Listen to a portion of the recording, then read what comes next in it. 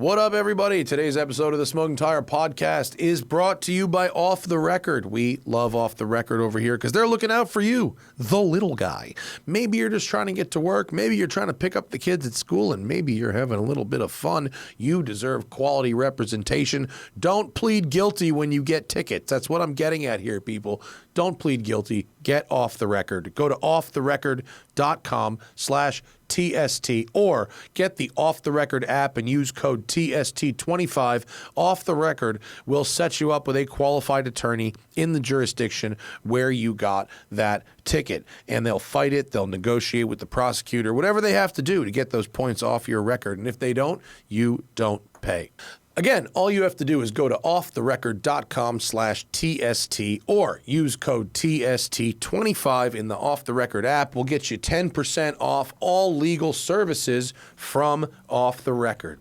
All right, guys, this is a little bit of a different episode because it's a bit segmented. We're going to start in the studio where I got some new wheels on my Taycan just in time for air water, and they feel a little bit different from my stock wheels. We kind of debate why that is. Then we cut to the Audi e-tron GT Performance with my friend Kyle Kennard of Motor One, and we review that car while driving that car in the Las Vegas area. We then come back to the studio with some excellent Q&A from our patrons, including, is a old, somewhat crappy rental Ferrari a real Ferrari experience?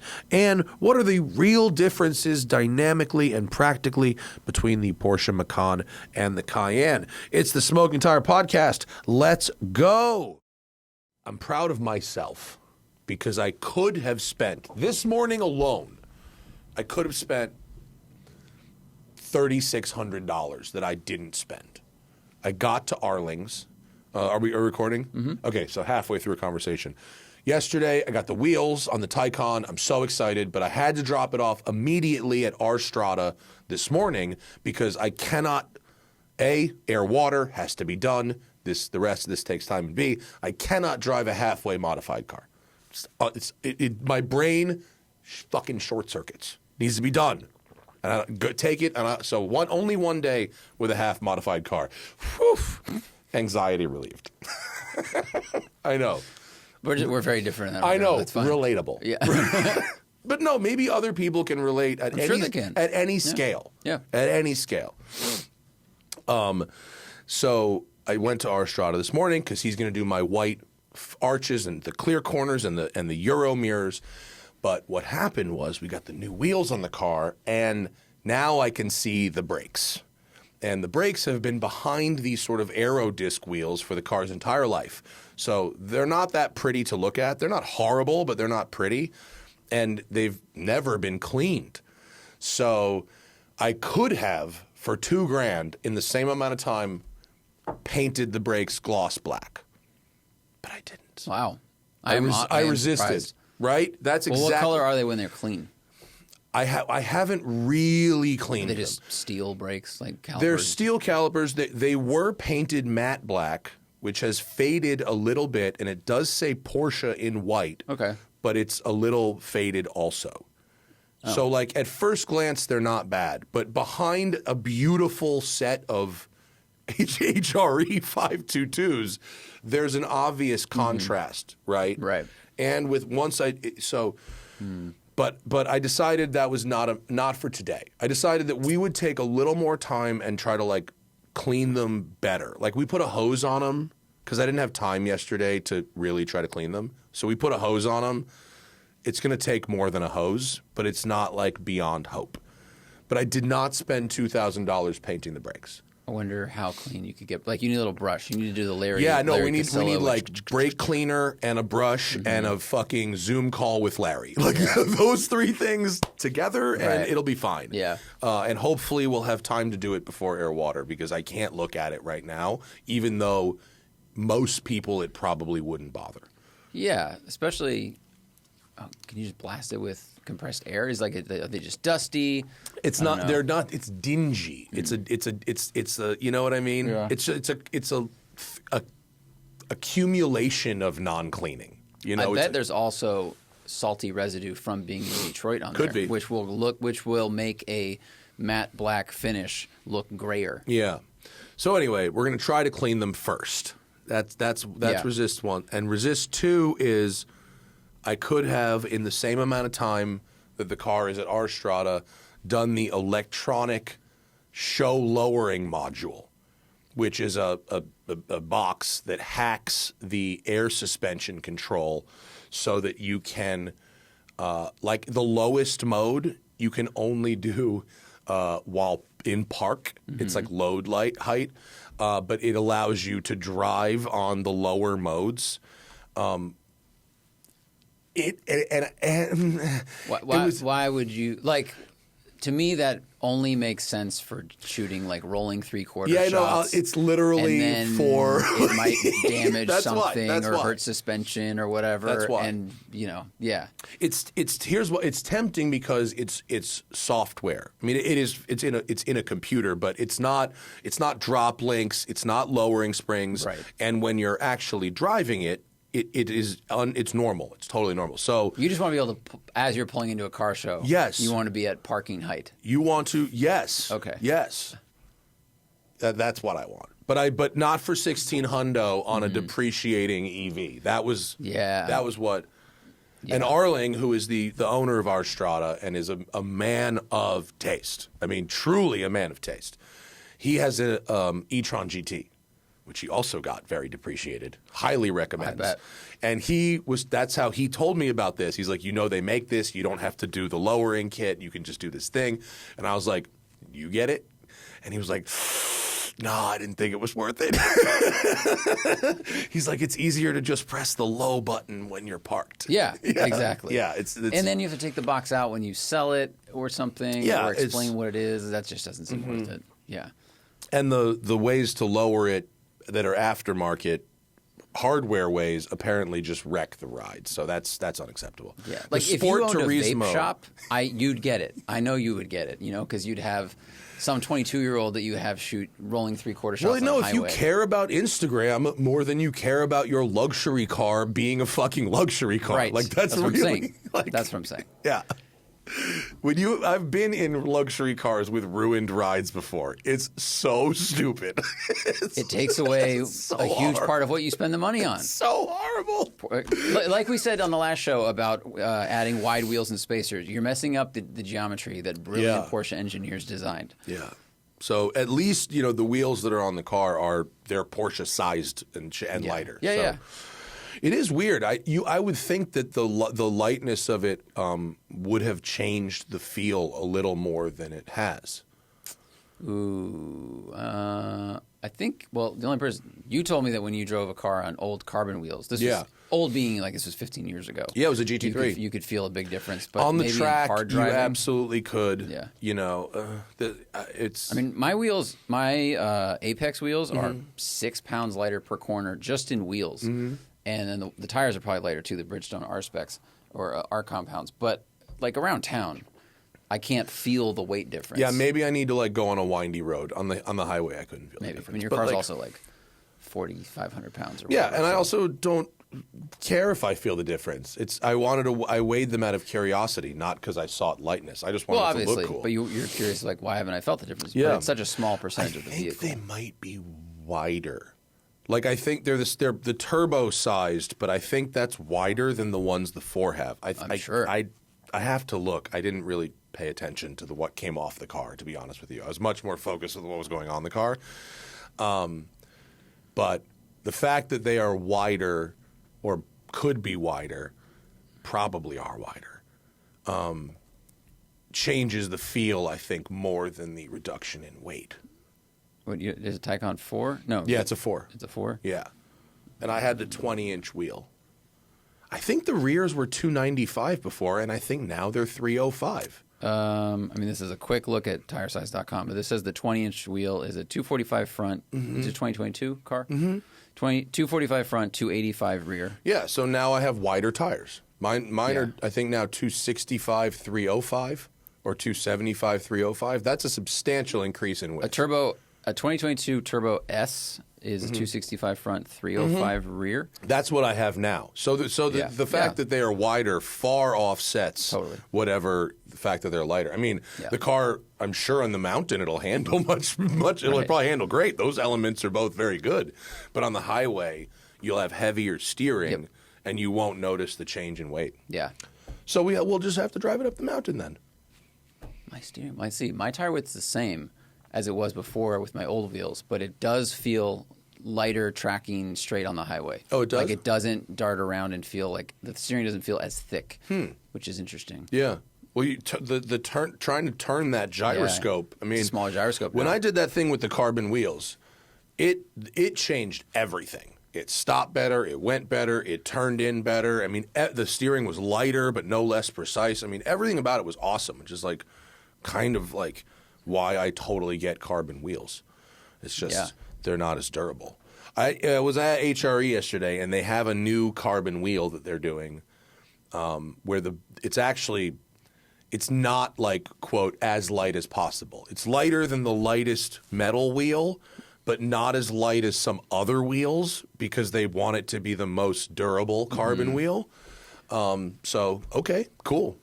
This carbon wheel experiment. I was like, so can I have those? And they're like, no. Who was the company? Carbon Revolutions, right? Yeah. That was the company that we met in 2009. Yeah, and I think. that's at least up until the Shelby GT500. That was the supplier for Ford. Right, and they have had some fragility issues, and I think it's because it's a complicated thing, and we thought just taking weight out of the wheel is a good idea, but we didn't realize people knew, but wheels endure so much abuse, impact, small things, little curbs, whatever, and all of that can just like spider and cause a problem. I mean, we toasted a carbon wheel on a set of proving grounds, dipping off a corner at Chuckwalla, and other cars with metal wheels had done that the same day, and they were fine. We toasted a E-Ray carbon wheel doing nothing out of the ordinary. I mean, it was on a racetrack, but it wasn't like a crash or an impact. It was just like a regular ass lap. In which, and Alan and Patrick at HRE were like, yeah, like we understand. Like their wheels aren't one piece carbon; it's a carbon barrel with a metal center.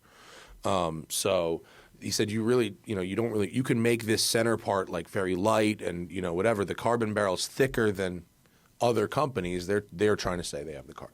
Do I have a way to prove or disprove this? Like fucking no. Get the baseball bat. No, I do not. Right.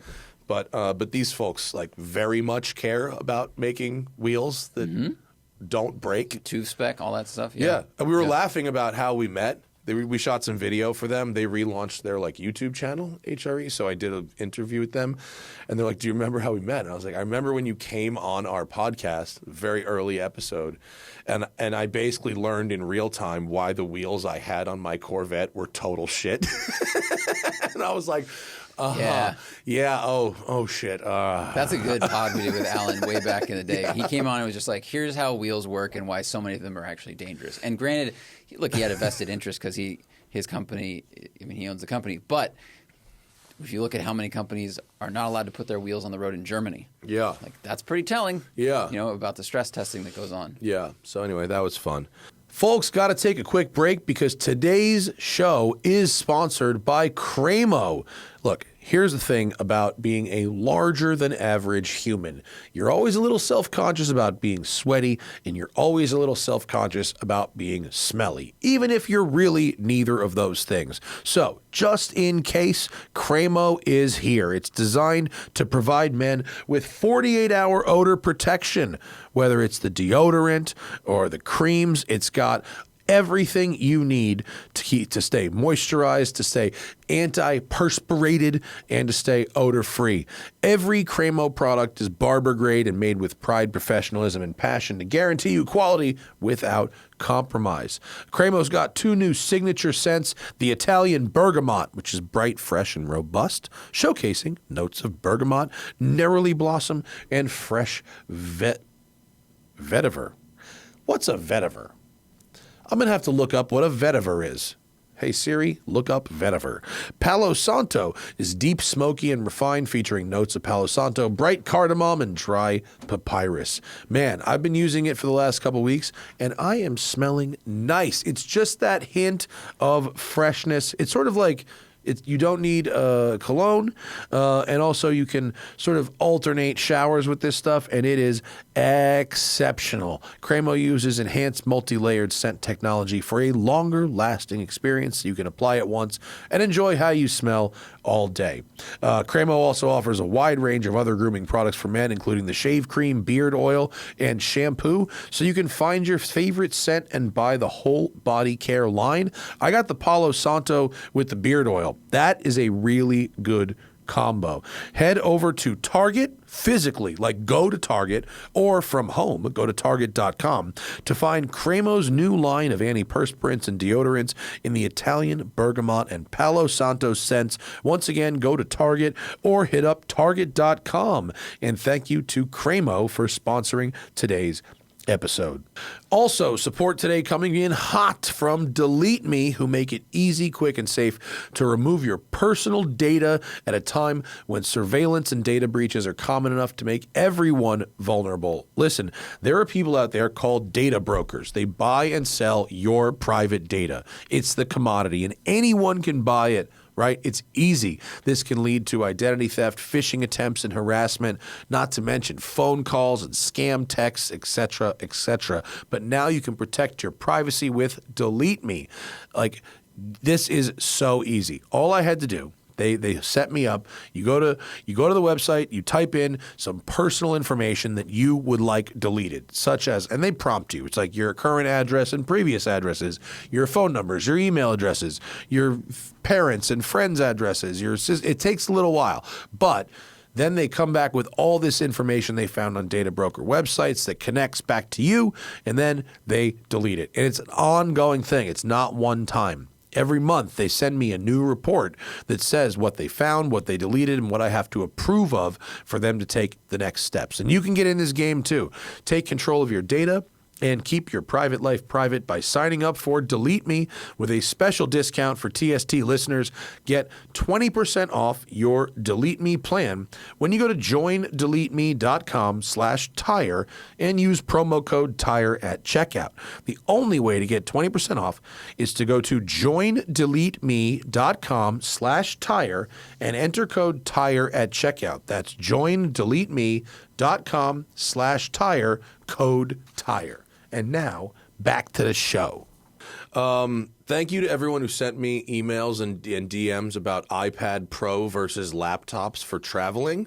It seems like the iPad Pro with keyboard does do a lot, but 3 different people made a very good point, which is that it's almost impossible to use one on your actual lap. And I was like, oh. Great point. Great point, Oh, and shit. Straight deal breaker. Yeah. 100% deal breaker. Plenty of times that tray is not in the right place. I'm on my lap if you're sitting, if you're not in the plane, and oh man, right? That ain't that. So basically, I need to either bite the bullet and get another 13-inch MacBook Pro and accept that. A $3,000 laptop every 6 years is a totally acceptable business expense, or see if the new MacBook Airs are fast enough for my needs.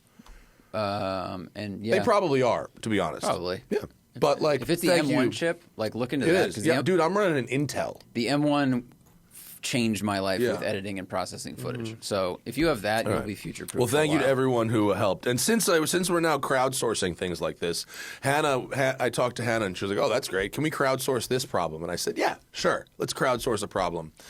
In my house, we have a hot water heater. There's 2 in my house because I have a 1-story house, and bathrooms are like real far away. So we have to have 2 smaller water heaters instead of 1 big one. The one by my bedroom is a traditional one, and we have this loop thing. It's a circulator. So it circulates the water in a loop, and the hot water heater's at one end and our shower's at the other end, so it makes hot water come out faster, okay? It's pretty cool, except our water temperature goes up and down and up and down and up and down, and it's very inconsistent. And Hannah has kept a fucking log of days and times testing the water. Remember, she does research. Right. She can't find a pattern. No patterns in this. And so we've had 2 plumbers come look at it. totally fucking stumped. And There's no pattern? There's no pattern in when the water is very hot. It's never not hot. It's pretty degrees. She hasn't done thermometer, but it's noticeable spreads. Yeah. Between you feel the change. That's all you need to know. Yeah. Wow. And it's not like change like, oh, you've used the water out and it's now running out. I'm talking about fresh hot water, full tank, different times a day, different days of the week. I have a crazy question. Yeah. And I'm not an electrician. I wonder if did you mark down if an EV was plugged into your house to charge or not at the time? My water heaters are gas. Oh, they are? I can't imagine. I thought they were electric. Yeah, no, they're gas. Never mind. Good thought. Yeah. Maybe. Or a dumb thought. We'll see what people say. Unlikely in general because we typically charge the EVs at night rather than during the day. But like, you don't shower at night? Huh? You don't shower at night? Afternoon. I mean, mostly afternoons. Oh, but yeah, Hannah's been testing it throughout the day. We can't. If we were just testing it at 4 or 5 p.m., it would be weird. Yeah.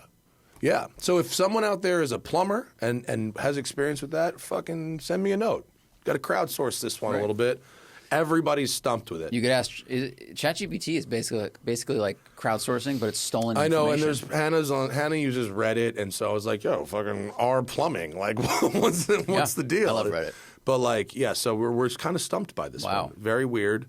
And the last plumber, the hot water heater has like 4 settings. And this is a 2-year-old heater. And we started with it on setting number 1, and then very quickly went to setting number 2. And then the plumber, this most recent plumber, was like, oh, just like it'll fluctuate. Just turn it up to number 3, and then like use less on the dial. And I was like, I am just not comfortable with escalating the temperature of this water heater. Right, because if it kicks up to hot, like it's so frustrating when you set a shower at, let's just say, 3/4 to the red thing, and it's fine, and then there's a blast of hot that makes you feel like you're about to die, or it drops to cold. Yeah, I don't know shit about plumbing. But like, apparently this is enough to stump professional plumbers. That's fun. So yeah. So if anyone has any good thoughts, let me know. So this is going to be a little bit of a different show because when I was in Las Vegas 2 weeks ago, I went on the launch for the Audi e-tron GT Performance. It's basically it's not quite Audi's version of a Taycan Turbo GT because the Turbo GT is designed to be like pretty hardcore. It's more like it's more like their version of the Taycan Turbo S. So it's just a monster amount of horsepower, but it's a street tuned car. So I got to drive it with Kyle Kennard, formerly of Road and Track, now at Motor One. He actually used to write about. I took over his column writing about watches at Road and Track, a man of taste. And so we recorded a review / podcast of this car from the car, and we're going to give it to you right now in the show. And then we're going to come back afterwards, and we're going to do some Patreon Q&A. So I'm going to kick it to myself after these ads. Guys, one more break because support for the show comes today from TRUEWERK. They are hell-bent on creating the most technical, high-performance workwear in the world. The TRUEWERK story begins in the Colorado mountains where a trade worker knew there had to be a better solution than the wet, heavy gear that was weighing him down, and TRUEWERK was born. Man, they sent me a couple of things. They sent me some pants. They sent me some shorts. They sent me a hoodie, and all of it fits perfectly. I'm dead on the money. I could be a XXL fit model for this company. The hoodie is so nice. It's lightweight. It's warm. The pockets are good. They zip up. My phone's not going to fall out of my pocket when I get in and out of cars. Minimal extra bulk, minimal extra weight, but a really nice fit. And look, denim and cotton and canvas haven't changed much for over 200 years, and TRUEWERK upgrades the traditional classics by using the same fabrics worn by elite outdoor athletes, like soft, stretchy, sweat-wicking soft-shell work pants, wind and waterproof shells, and more. TRUEWERK has over 50,000 5-star reviews and countless stories from trade pros in every state and every job across the country. Upgrade to TRUEWERK for a major change in the way you work or live. I don't have like a manual labor job, but I really like the TRUEWERK clothing. You can also just wear it in life. TRUEWERK helps you be at your best when your best matters most. Check out the full lineup and get 15% off your first order at truewerk.com/tire. That's 15% off at TRUEWERK.com/tire. That's TRUEWERK.com/tire. And now back to the program.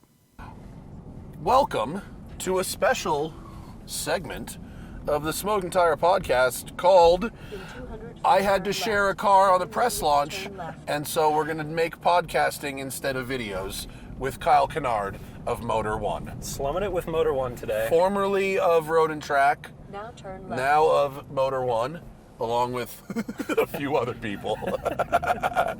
And we're in the Audi RS e-tron GT Performance. Yeah, I forgot 2 letters. It's a mouthful, and it's frankly doesn't roll off the tongue, but it's 912 horsepower. Yeah. Audi's quickest and fast, accelerating. Accelerating. Yeah, Audi ever. Yeah. Yeah. Now this extra power, 912 horsepower. Yeah. New battery that's lighter. More efficient. More efficient, Charges faster. more energy dense, charges faster, and has better range. Yep. In theory, they say 278 miles, but that is not happening today. It's 0 to 60 in 2. They said they were seeing low twos at the drag strip. Yeah. Yeah. And so, I mean, look, underneath it's Taycan platform, Yep. right? So those are good bones. Yep. Did you drive the last car, Kyle? I didn't drive the last car, so this is kind of my first impression of the new. Well, I drove last Taycan, but I didn't drive last. The first gen this Audi one. you did not Yeah, drive. yeah, Okay. yeah. So I drove the first gen Audi, Yeah. and my impression of it was, extremely competent, but a little distant. Yeah. It was very much driving a computer, and it didn't have the wonderful steering that the Taycan got. Yeah. How do you feel about? So that was the impression I got when I did the Taycan development drive. That was 4 or 5 years ago at this point, which was just massive capability, but I didn't find it as engaging, on a canyon road as maybe an equivalent 911 or something. I'm curious from your frame of reference, you own a Taycan now. Yeah. But I'm not how are you enjoying that though as an enthusiast, or are you using it more as this is a thing that goes fast in a straight line, comfy, it's a Porsche? To me, that car is an elevated appliance. Yeah. Right? Which is what this car is too. Yeah. Right? We've not reached the point yet today where I would actively choose an EV for canyon carving or anything like that. We may get there eventually, but that's not where I'm at now. But for my everyday driving, I love an EV. So that's where that car lives for me. It's elevated appliance. Yeah. This car, look, it feels tight. This interior is well made. There's all this forged carbon and stuff. Yeah. I don't like the square steering wheel though. Yeah. That's no bueno. But here's what I'm impressed with 912 horsepower. I'm impressed with 0 to 60 in 2 seconds. I know what they're doing, right? Does it feel like it has 900 horsepower to you, going in a straight line? Over 100. I don't think there's much difference between 2.2 and 2.6 in terms of your brain. But when you allegedly hit it at over 100 before, that's where you really notice the difference. Yeah. Those cars, the Lucid, the Taycan Turbo GT, they just don't stop. Yep. The regular quick EVs, they kind of die around a 120. Yeah. I know this is apples and steak knives, but driving the Revuelto, which has similar horsepower. I can't remember exactly how many. I remember the first time getting out onto the straight in that thing. Yeah, 1001. So fairly similar. And I just remember being you're so overwhelmed by the power and the experience of it, and I think you're overwhelmed by the power because of the experience of the V12, because everything's so pared back, because it's so loud. Whereas this, like, it irons out so much of that. It irons out so much of everything that I, like, intellectually, I'm like, holy shit, I'm doing $165 now, and I've been pressing the gas for like 4 seconds or whatever it is. But it's like it's different than just being in sheer awe of the speed to me. It's like it's really smoothed out in a way that's kind of hard to describe unless you've like.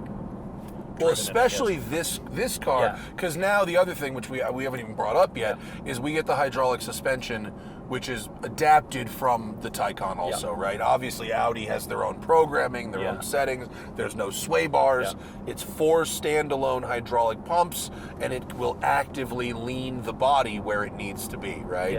And when you talk about smoothing everything out, that's what that does. Yeah, and I mean, it works fabulously to that end. Good. You know, and they've been, I think it's the same thing with the Porsche, like you were saying, where they're really, they reiterate with the messaging, like, this is a comfort function, not a performance function, and it does exactly that. I was noticing when we were switching between the air suspension on and off, or sorry, the active suspension on and off, because it is an air suspension, but the active suspension on and off, when we were above like 130, 140 with the active suspension on, it was actually allegedly here in Mexico, Tijuana, outside of Tijuana here where we are, it's actually kind of gets wallowy. Like, the suspension can't figure out what it needs to be doing, how it needs to be responding, because there's not, there's not like active amounts of pitch being generated by braking or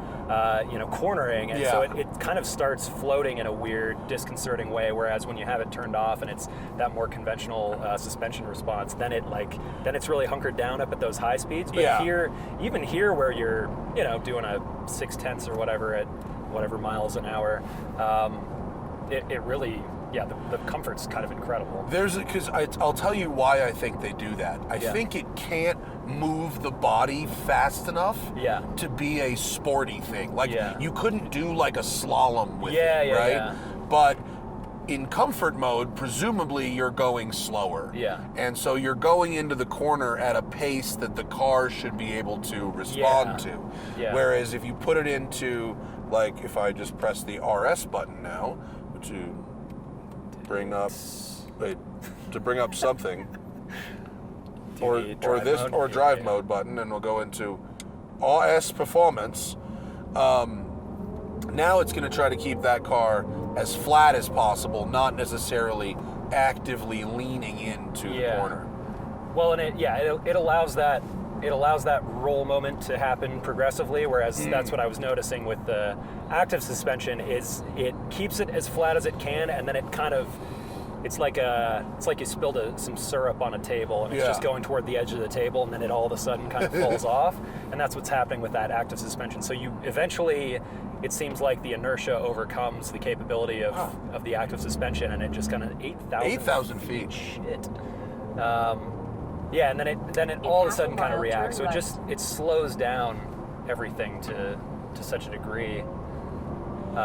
Pretty incredible system, actually. This car is, as through these open sweepers, this is a very nice, fluid experience.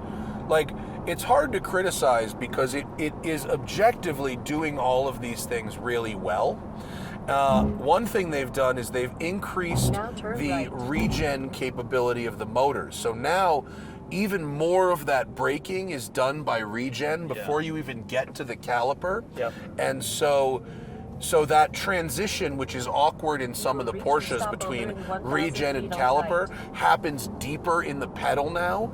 And you really, what do they say, 0.45 G decel is where the handoff happens. 3, I think, something like that, And so 0.45 Gs for most road driving is you're going to be using 100% regen. What was that? There was a study I saw that was like, it was going over crash data. And it was like, people would rather crash than brake or corner above like 0.6 G or something like Oh, that. they just don't turn the wheel hard enough. Like they will not turn the wheel. They will not ask more than like 0.6 G of the car in braking or turning. They'll just fucking hit something. Yeah, well, people, you know, when you find this, I'm going slower because I was told by the photographer back there. Yeah. He said when it gets to the straight bit at the bottom of the hill, he said there was cops hiding, so we're going to be careful. But yes, absolutely. Wait, I just blanked. So that's where were we? Well, I was talking about. You were talking about the threshold of like 0.43. Oh, right, Gs where it for the switches braking to that. crossover. Yeah. Let's see and if I was can thinking, feel. like that's like pretty aggressive. Yeah. Crossover. All right, hang on. I'm gonna hit the brakes kind of hard. Okay, so All right. hang on a second here. Oh, you still can feel that it happens, right? Yeah. So I can be in regen there. Yeah. So you can actually Ride that. Yeah, like for Yeah. most of this cornering here, this is going to be all on the regen. I never have to hit. That's regen caliper. Well, so you can feel it. And you can, with the paddles now on these new Audis, that's how you adjust the brake regen. Right. So they're not for like virtual shifting like in the Ioniq 5N. That's how you increase or decrease the regeneration. It doesn't have that much regen in terms of a one-pedal driving system. It doesn't have that. I really like the ride. I mean, this thing's expensive, right? This is $190K as tested. Base price $167, but they've done some actual like sort of nomenclature trickery. Yeah. So there's now S and RS. There's no regular one anymore. Yep. The S replaces the regular, and the RS just moves up. But the S is now as powerful as the old RS. Yeah. And this gets 275 extra horsepower. It seems like they basically figured out the volume model and what people were actually going to spring for and just streamlined it. And they also styled they with the update to the front and rear fascias. They've differentiated the difference between the S and the RS a little more because they really did look alike before. Very hard to tell. Yeah. And if you're with us in audio, you won't see it. But for the video, we'll have some photos and video B-roll, so you'll see what those differences are. And it's front and rear fascias, wheels, dash, interior trim, actually seats. really cool wheel options too on that like performance package with the 6 double spokes. I thought those looked really nice. And the hydraulic suspension is sold as a paired with ceramic brakes. And it's $11K for both. Yeah. That's actually a pretty good value. That's like still cheaper than what Porsche charges. Porsche charges like PCCB. They charge $9,500 for PCCBs, and they charge $7,000 for the suspension. Yeah. So it's actually good value in relative to $190,000. Well, the Audi's cheaper. Yeah. The Audi is cheaper. Yeah. I hate this steering wheel so much, dude. The square wheel with haptic buttons on it. Yeah. Paddles that don't shift gears. Yeah. And I hate square steering wheels so much. I just am so against them. And my Porsche has a round wheel, and I like it very, very much. Do you think you could swap the Porsche wheel onto this one? I doubt it. Not with all this haptic stuff. I bet you none of that. It's not a similar layout to your wheel. No, it's different. I bet they do not talk to each other at all. But I do like the buttons for climate control. Yeah. Buttons for drive mode. Real buttons there. Buttons for your boost and your. It does beg the question: why couldn't they just go all the way? Like there's no reason for haptic buttons on any vehicle, especially under any on steering wheels. They stink. Yep. And also, and I just asked, and they confirmed this. These door handles, which are beautifully styled, I like how they look, are plastic. Yeah. And I just drove the S3 starting under 50K, and they're almost the same unit, and they're metal. Yeah. That is weird. Well, fully weird. So forged carbon is plastic, right? It's a matrix of plastic that they have shreds. It's bioceramic. Yeah, somebody read the marketing material. So why don't they make the door handle out of this cool material, not like actual plastic? Yeah. Shitty plastic. Like at least make it look nice. It is, Audi does interior as well. It's one of the things that they do. Yeah. That is such a bizarre oversight in an otherwise lovely There's only interior. 2 things you're guaranteed to touch inside a car with your hands on any drive, and it's the door handle. And this has a suede steering wheel, which I would not want. Yeah, and it's not like it's half and half suede, you know, with some leather and then like the suede accents. It's all just full suede. I said this on a previous show, but I think I said it to Seinfeld. The only regret.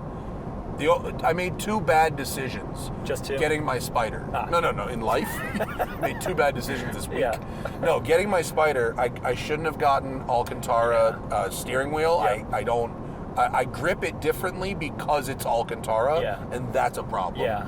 And they didn't do a good job of explaining to me that if you don't get dual zone climate control, I'm like, it's a tiny car. What do I need dual zone? Yeah. Well, it's not automatic climate control unless you get dual zone. Yeah. So it's like old ass levers, which will probably be worth more money because it's more analog. That's right. But I have to fiddle with it constantly instead of just leaving it at 70. You've got to start prepping now for writing about like lever feel, you know. So in like 20 years when you go to sell that thing at Gooding and Co. That's what I wrote about the Pagani Utopia. It was about leather feel. What else do we need to go over with this particular car? I have a nice straightaway here, so I can take the time to look at my notebook and don't see. Don't use your cell phone while you drive, but reading. Use this huge tablet. Above board. Push the push to pass button. That gives you 94 horsepower on the button. Yeah. Let's see. They changed the front axle steering ratio to make it more direct. Still not as good as Porsche, but it's pretty good. Okay, the battery capacity is 105 kilowatt hour. And it can charge. Oh, the charge curve. Yeah, much better. If that charge is to be believed, the charge curve of this thing should be mighty rapid. So that will be beyond your car then too. Yeah. I mean, are you finding yourself in situations where you need to be charging from like 10 to 80% that much quicker than you do now? Is it one of those things where that would be a benefit to you, or is it kind of doesn't matter? To me, the limitation on that so far hasn't been the car. Yeah. My car can charge up to 350, right? Yeah. But I've never seen over 240 on any of these chargers. It's an infrastructure issue. I think. Yeah. But I will say that when I'm charging my car, there's a car on the left there. When I'm charging my car and there's other cars charging. Now, granted, there's charge curves, it's different state of charge, et cetera, but I'm always peaking. Yep. The Taycan is always charging faster than the other cars. Yeah. Always. Yeah. Even if it's not as fast as it's, quote, supposed to be. Yeah. This is a cop? Looks like a Chevy pickup truck. Pickup. Oh no, it's a Tacoma. Yeah. That's not a cop. No cops. Cops don't drive tacos. That's right. Unless I'm about to get just hosed. If I do, we have off the record. It's not a problem. I'll eat the So I didn't necessarily, and in fact, the longer I go with electric cars, the more I start thinking about more stops for less time. Yeah. Is actually not so bad. Yeah.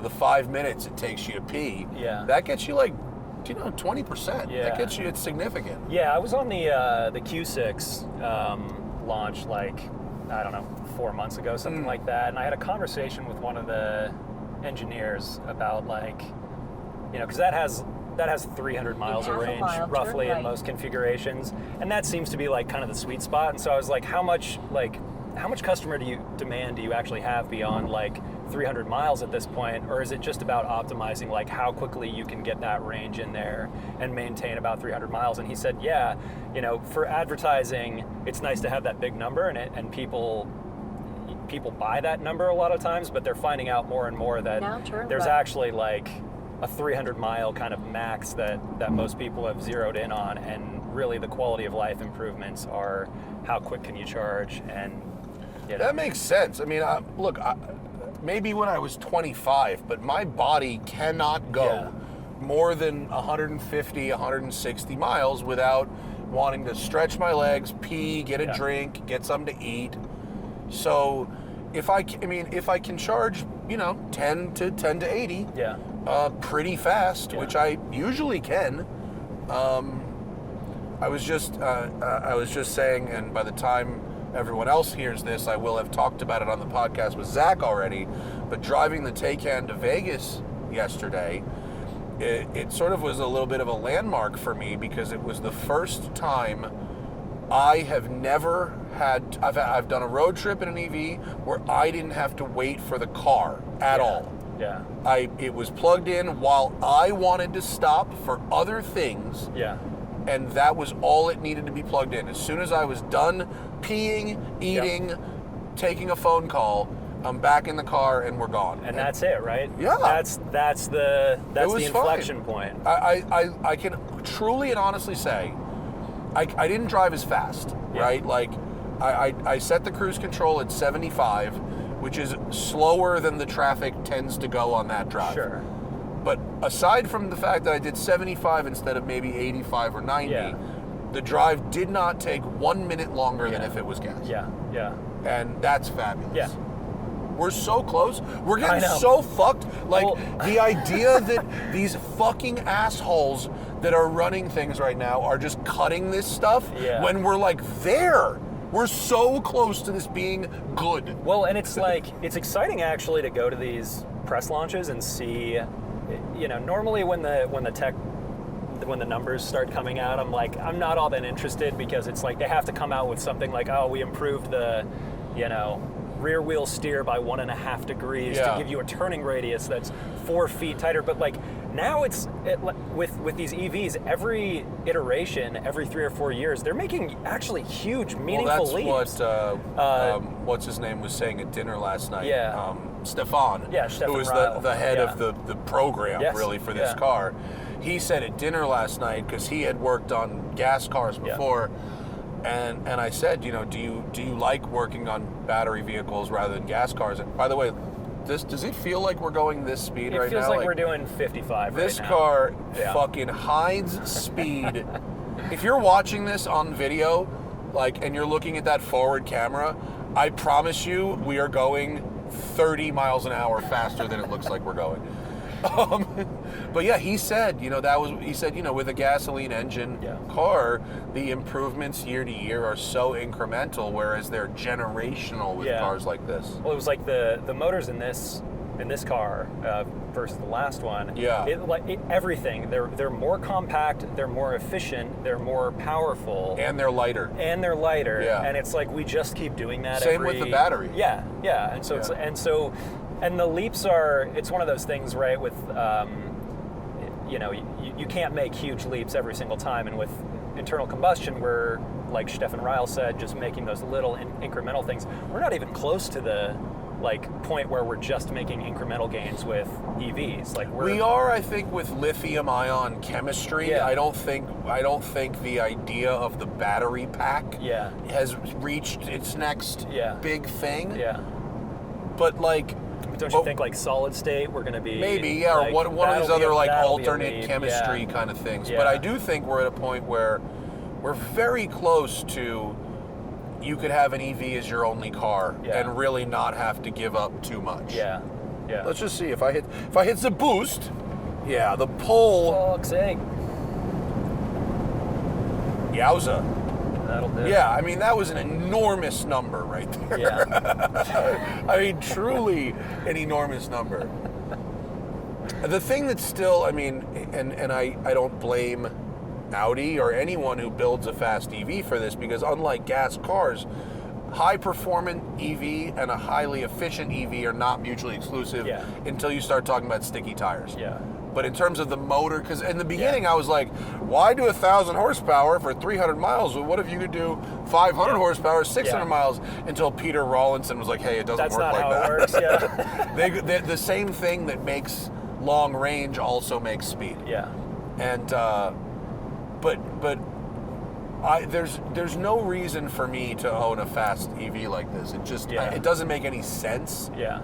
Well, I think that's what I was getting at earlier, was like, does this feel like 1,000 horsepower thing?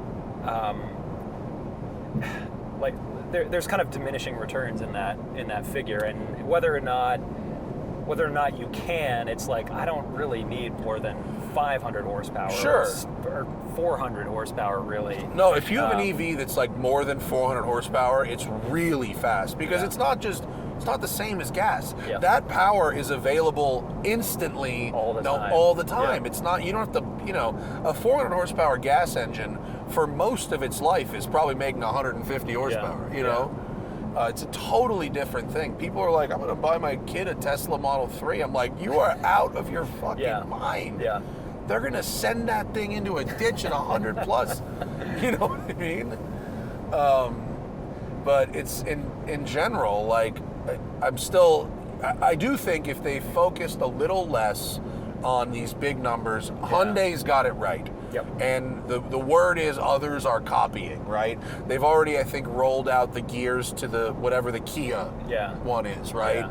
And I mean, if you're Porsche, how are you not? I've said this so many goddamn times. Yeah. How are you not having a downloadable pack? Yes. Where today I'm in a 550 Spider. 2.7 RS. Dude, and they could do power to weight ratio torque curves and match the gearing of the old cars. Yeah. Wouldn't that be fun? That would be fun. That would be a good ass time. Yeah. Today it's behaving like a 930 turbo. Tomorrow a 550 Spider. Now a 73 RS. And you could pull torque or you could do all kinds of stuff that you just pull the dynamics out of Forza. Yep. Yeah, I mean, exactly. They've already got the sound recordings. Yeah. Like, make a deal with them. Yeah.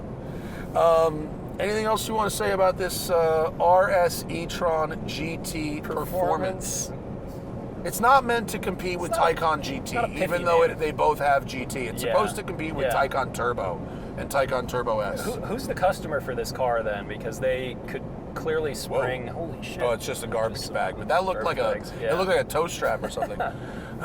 Who's the customer for this? Yeah, like who buys this one instead of a Taycan? You know, it's funny because it's 200 grand. It's mostly the same customer. Yeah. I mean, it really is. It's. I think if you prefer Audi's multimedia interface to Porsche's, that could be one person.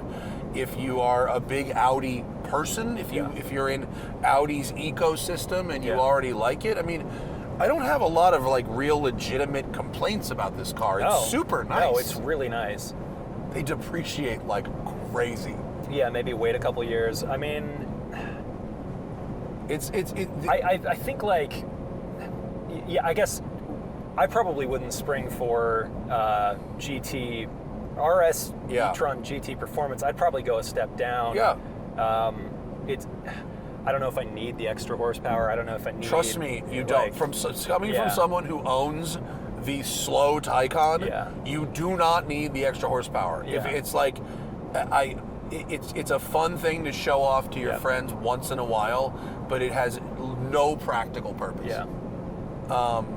But anyway, like other than this square steering wheel, which is subjective, and these plastic door handles, which I think is a genuine oversight, other than that, this is a lovely car. It really is, yeah. I wish they made the back into a hatchback in the facelift. That'd be cool. I mean, a wagon version of this would be sick. The RS6, like EV essentially, would be like RS perfect. e-tron. Wait, it's the A6. A6 Avant e-tron. Performance GT. Yeah, it's word salad. Yeah. Figure out the naming? Yeah. How about that? Oh, imagine Trump trying to do a commercial for them. And the RS e-tron GT. Everything's computer. It's all. It's in the computer. All right, kids, back to the studio. Thank you, Kyle Kennard. Motor One. Go read his shit. It's good. He's good. And when it comes to sharing cars in a press launch, both of us are on the same page. We want to see the list ahead of time, and there's only certain people that you get in the car with. Vera hasn't killed me yet. I haven't killed you yet. Correct. Yeah. We did RS Spider in Germany. All right, bye. Right. Oh, we're back, and let's get to the Patreon. If you want to ask a question of the show, if you want to get in on the live stream, get the show early, get the show extra, get an extra show, get access to merch collabs and the watches, etc. Patreon.com/The Smoking Tire Podcast. Not to mention, you can just support your favorite car podcast, right? Right. And we have some good ones today. In fact, we have a lot. We have enough that this could have been an entire show of Q&A. Conveniently, I had 30 minutes of Audi e-tron and Kyle Kennard to go to. Glad we got to use that. But we have some awesome ones. Ooh, I need water first. Okay, Gabe Colston says, I turroed a Macan S last weekend, and I was surprised to see that at 5 6/10 it did not feel significantly better than a Mark 8 Golf. Does the Cayenne provide a noticeable bump in performance over the Macan? I see where you're coming from. In lesser Macans, they do have a bit of like MQB-ness to them, even though they're not. I mean, the 4-cylinder Macan, which the S is a 6-cylinder, the 4-cylinder does feel golfy a little bit. Sounds golfy. Yeah. Accelerates golfy, sure. The 6-cylinder, not so much, but like, I kind of know what you mean. It's not like, and even an S isn't really like that sport tuned. But the question is, does the Cayenne provide a noticeable bump in performance over the Macan? I mean, what I would really say is, like, the Macan GTS or, like, the higher performance trim does feel significantly different. But the Cayennes with V8s and stuff, do. Right. Is it... But I don't know if, like, the, quote, performance is that much better until you get to a turbo GT. Macans are lighter. They feel more agile, actually. I think they're more fun to drive quickly. So, like, I would rather, if I was going to have a fun car and I didn't need all the extra space, in the back seats and stuff, I would much rather drive a higher spec Macan than a medium spec Cayenne. And even when I went to the Cayenne GTS launch, I mean, the thing sounds cool. It's fast. It handles great. The steering feels really good. But you are very aware that it's a big vehicle. Yeah. I mean, it, quote, shrinks a bit, but it still felt larger in the hands than a Macan like GTS. Well, it is. I know it is. Rear steer only gets you so far. Right. They can't hide all of that. And so I think this person is kind of like, it's a dragon you're going to keep chasing that you can't catch. Yeah. Here's the thing about Porsche crossovers and SUVs. If you've driven Porsche sports cars and you then want an SUV, they feel enough. They feel familiar to Porsche sports cars. They don't actually drive like them, but the steering wheel is the same, the seats are the controls are the same, and the build quality is on par, and so the vibe is the same. Much more than the handling dynamics are the same between the SUVs and the sports cars. Oh, of course. So I do think that the SUVs feel distinct enough among the competition, X3M, stuff like that. Like the Porsche does feel like its own thing and has, but a lot of it is that vibe and just the touch points and stuff. But that thing, right. A lot of it is how it feels in your hands and not how it feels, tires to wheel. We should do a blindfold test sometime. Like driving them blindfolded? Yep. Yeah. Blindfold autocross? Yeah. Be a good time. Big parking lot. Let's go to Spring Mountain or something. And just see if we can tell. No, just sit in it and touch things? I think, touch I bet things, you but it'd we be fun can. to drive too and just it'd be slightly dangerous. But like, can you, I'm basically saying, can we actually sense the difference in steering feel and all these other things if you don't look at the vibe, if you don't see the wheel, if you don't see the Alcantara, all that stuff? It would be the way to do that. I think the Mythbusters way would be to like strip the cars, like take out almost everything you can touch. Sure. Yeah. Right. Yeah, and have the like same steering wheel and everything. Sparco steering wheel. Right. Right. Yeah. Cover anything that has to be left with like black bags.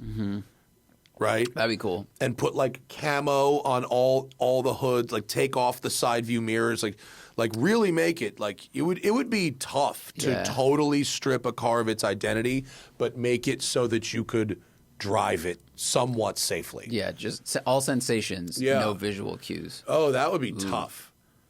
Scientists, if we have a scientist out there that sets up experiments, let me know how that experiment might work. I mean, you definitely would have to.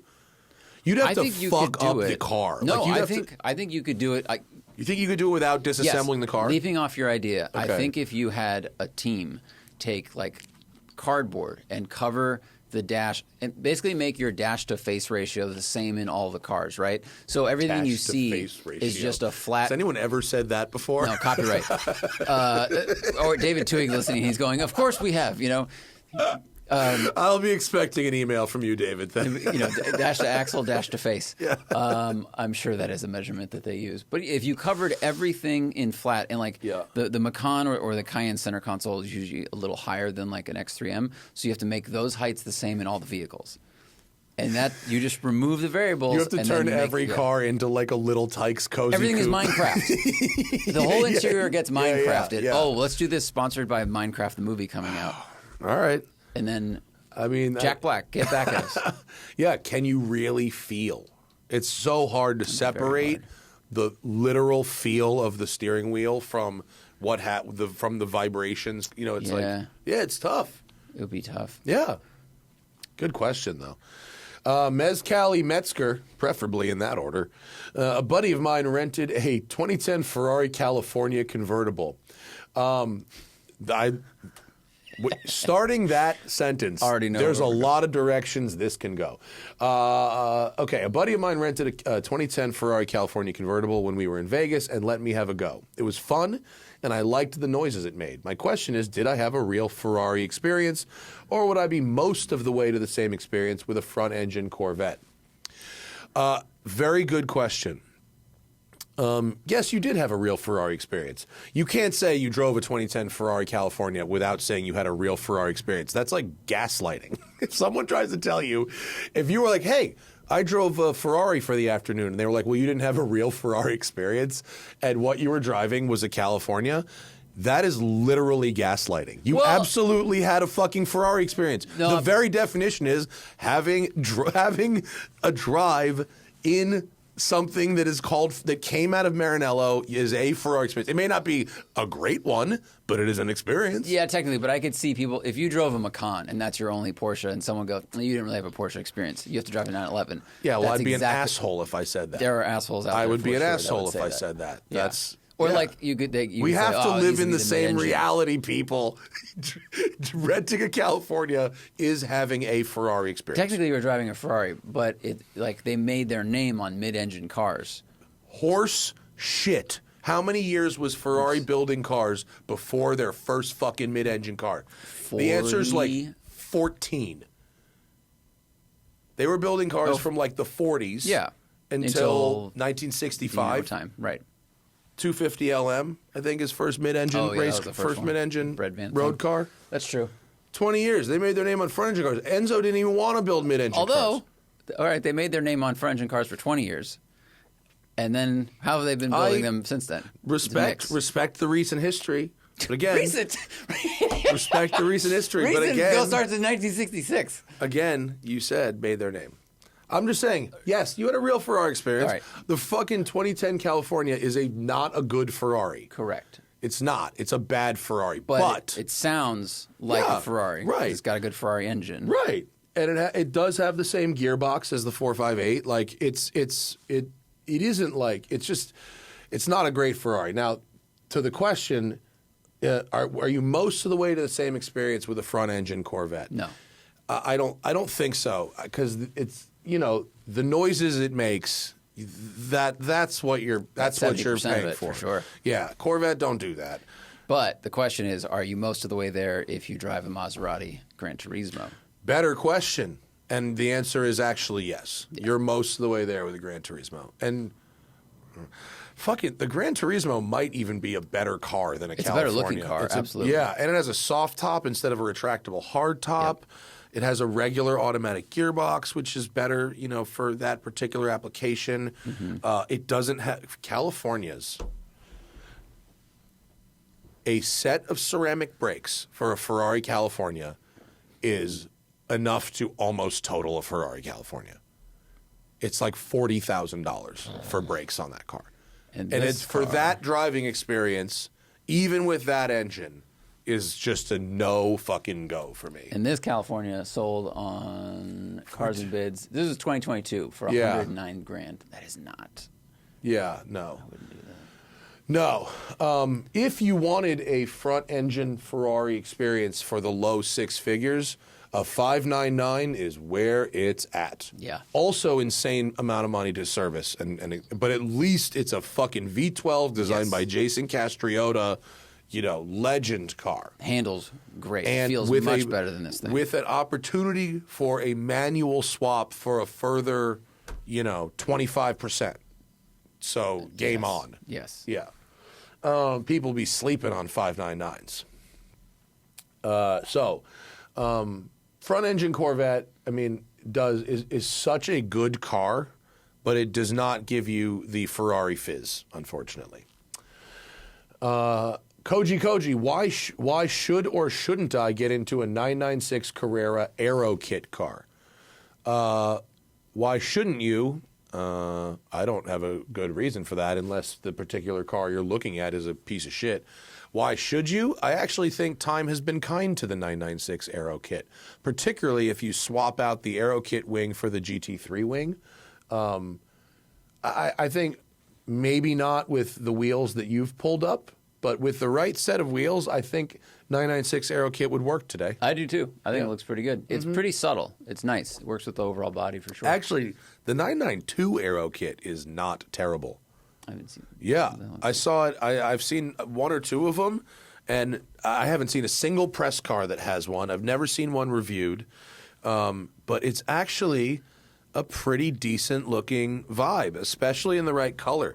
When I visited Stuttgart, they had a couple of them in the exclusive Manufaktur center, and with the right paint, wow, that looks... Have you ever been to my sister's house? No.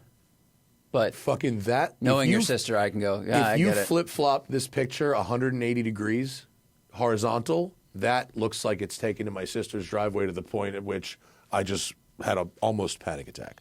I think she got AI'd. But yeah, the 992 Aerokit is nice, isn't it? Yeah, the wing looks looks really good. Yeah. I really like the shape of this wing. Yeah, there's a good angle of it. Yeah, it's subtle. The wing is nice. It's a good really look. Good. Yeah. It's GTS. Yeah. It's a little pretty good look there. GT3. Yeah, I can't think of a reason not get a 996 Aerokit unless the one you're looking at is a piece of junk, which is totally possible because about a third of them are unbuyable trash. Keel and toe. Oh, we were just here. What gives a better $100,000 to $120,000 mid-engine driving experience? Lotus Emira, C8 Z06, Ferrari 360 manual, R8 V10 manual. We have to define better. Yeah. That's what, because these are not, there's some overlap between these, but not as much as you'd think. Like Z06 is going to be the fastest thing there. And it sounds it sounds like the 360. It handles great, but it's super modern. Sounds like a 458 special. It sounds like a Ferrari, basically. Yeah. And it's got the fastest transmission. Like, that is the closest thing to the highest performance, race car out of the four. Right. The Emira is one of those kind of balanced, agile. It's a really nice thing you could use as a daily driver. In fact, I think if you were to buy one and keep it for special occasions and not use it as a daily driver, you'd be doing yourself a disservice. It's got a fucking Camry engine. Let it go. Yeah. And all Emiras have, or all Lotuses have, they depreciate fast, hit a floor, and then stay there forever. So you might as well enjoy your miles. 360 manual is knocking on the door of vintage experience.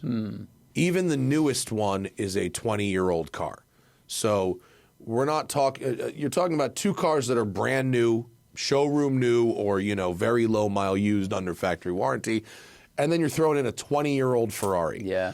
By Ferrari standards, 360s are very reliable and dependable. But you're knocking on the door of classic experience. And R8's like same thing, but like a little more modern, but the screen is going to be like real old now. True. There might be updates for it. I don't know, but like you're kind of it's still going to be like almost a vintage car. Like the newest manual R8 is like 2015. I feel like the 10 years manual old. R8 splits the difference between the 360 and the Z06. Sure. And the Emira is kind of on its own. And not as a negative, it's just a very different, it's a gentler experience than those things. That's it's a a little good slower. word. The ride's great, it's more comfortable. It's like a delicate thing that you need to It's probably faster than understand. the 360. Maybe. The 360 is louder, and so would probably make you think it was faster. But I think if you lined them up, the Emiras walk in the 360. Ooh, that'd be a good drag race. That would be fun. Yeah, that would be a fun one. Like world's most mid drag race. Let's Turo a 360. Let's get Vin. We make fun of the fucking Motor Trend thing and do just like all these cars that run 14s. Dude, let's get an Emira manual V6 again from Khan, and then let's have Vin and Natra show up with his 360, and let's do a mid-engine drag race. And then should I put the NSX up to it? Yes. Okay. Yes. NSX or Spider? NSX, because the Spiders would win. Yeah, for sure. That's cheating. That's true. We could find But this is a good era. That is a good one, yeah. Affordable a 2000 to 2005 manual car drag race. Yeah. That'd be fun. It would be a long video. So it'd be 10 minutes. Slow. Yeah, 10 minutes, 8 minutes. Slow. Dude, let's do that. Yeah, I mean, I think you have to answer if you want a classic or a new car first, and then start there, like, because the Z06 is so fast, but it's like it's a new car, like it's. Whereas R8s and 360s are they're pretty much bottomed out, those things. They're in the collectible section. Greg Scott wants to add to the car you garbage inventory. Have you ever bought a Dodge product and left the yellow bumper guards on? That's a good one. Did you ever, by the way, you have a doc somewhere of the car you garbage questions? Yeah. Because I wrote it like on a legal pad. Pretty sure I made Someone a asked me for a doc. We'll have to share that with the champions alongside my book. Okay. Alongside my book recommendations. Make sure the champions don't steal the idea and sell it somewhere. Yeah. Michael Cosgrove says, who would you recommend to upgrade the movement in my Seiko diver to something that loses fewer seconds per day? I mean, two choices here. If you're just talking about taking out the movement that's in it and putting in a better Seiko movement, you could really go to like almost any independent watch repair place and they could just order a movement from Seiko. Or you could go to one of the many Seiko customizers on like Instagram. The one in LA who we like, his name is Rain, and he goes by Shadow Watchmaker on Instagram. I don't know where you're calling from, but yeah, that's not a tough thing to do. I mean, obviously they don't all fit, but yeah, in the indie shop, if there's a good one in your city. Otherwise, one of the many customizers is how we would do it. Okay, is that wait? I made that note because there's no actual question. Oh, so okay, sorry. Tommy Hassel. A few months ago, Arctic Trucks revealed their new Toyota Land Cruiser AT37, which looks awesome and has a lot of great upgrades. Two questions. Do you think the upgrades and changes they're making justify a $20,000 plus cost, and would the whole package be worth it on the resale end? Okay, let's see it. Arctic Trucks, if you don't know who they are, they're from Iceland, and their trucks are really designed to drive on snow and ice. So they have these very big balloony tires that you can deflate to like 5 PSI and drive over snow and ice very effectively. And so I've been asking for a long time, like why they're not doing this in America, because these things would probably kill here. So they finally are. And they've got a kit for the Land Cruiser. Now, these tires, like we're looking at the photos, but if you're listening, these look like maybe 37. They are, like, hence AT37. Oh, okay. Yeah. I have good eyes. I'm patting myself on the back. These are smaller tires than what we saw on the Arctic Trucks in Iceland. Oh, and, yeah. And the stance is narrower. It's not as aggressive. This is for driving on the Exactly. road. I just wanted to make also. sure, because the Arctic Trucks got famous on Top Gear, and then we did a piece with them on Drive on NBC Sports. I mean, the tires are insane. Like, the cars are super wide. Yeah. They take 2 parking spots. So Yeah, I mean, they're no sillier than most lifted trucks we have here now. That's true. The tire, the sidewall is different. You see a lot more like small sidewall wheels here. It's like a different style. It's a different intention. But I guess like, it's true, because in Arctic Truck land, it was like normal people had cars, people had normal cars, and then Arctic trucks. Yeah. There weren't like lifted 2500s driving around for comparison. Yeah. So I mean, it's very effective for winter driving and literal glacier driving. So this is like a smaller one. Now, is it worth 20 grand? I mean, worth depends on like, are you buying this as an investment, or is this going to be your car? Are you trying to like flip it? I will say this: brand name tuner vehicles, whether it's off-road or sports car, have much better resale than if you put a lift kit on 37s on it yourself. Right. Ask John Hennessy, ask fucking anybody who's got a brand name package. So you're going to have, I mean, you're never going to get all your money back. If this becomes 90 grand out the door, it's not an investment car. It's a used car. But will you get a higher percentage of your money back because it's a brand name kit versus doing it yourself? Yes. Asterisk. Is the kit more for the same, quote, product because it's a brand name kit? Yes, but you're paying for their expertise, their engineering, their maybe warranty, and this is a globally known company that's good for being, you're also paying for cool factor. You roll up to whatever your meet is with your, if someone who's an enthusiast sees your car that's an Arctic Trucks kit, that's something cool. If I see you with a fucking Arctic Trucks kit, I'm coming over to say hello. Definitely. So that's whereas if you just have big wheels on your Land Cruiser, I don't care. Everyone saw the North Pole Top Gear video. Like everyone in the planet pretty much saw that thing. So the name is seared in our brains. Yeah. I think the question I have, I don't want to be if you're going to buy this and you're hoping it's an investment or it will retain its value, that will also really depend on how they perform. And I haven't seen people test these yet. So I would wait till those tests come out. And if these things do really well, now you have quality parts and a name and they deliver. Mm-hmm. I'm not saying they're not going to deliver. I'm just saying that you need all of that for that name to really stick and kind of carry forward with the reputation. My guess is the thing works. I'm sure it works great. It probably works, yeah. Okay.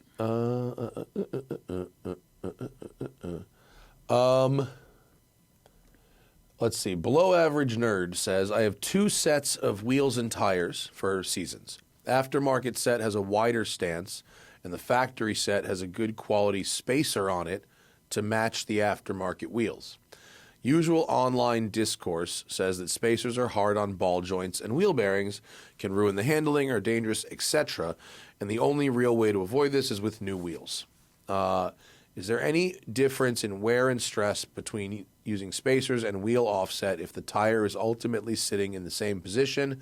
Other performance handling characteristics when using wheel spacers on a car truck? I don't know.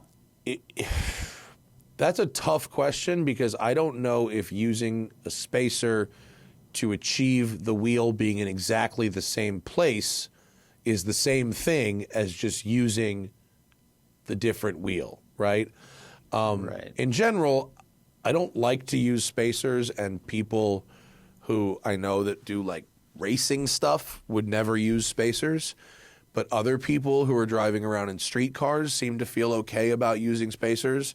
I think if it's like not a huge spacer, like it's just another point of failure, another point of, your wheel might be further up. You might not have as much lug nut. That's why I had to go with a stud kit. Yeah, I have my new wheels. The Apex wheels are the offset is different than the stock offset, I believe, and then I also have a spacer on it to move the stance outward and fill the fender better.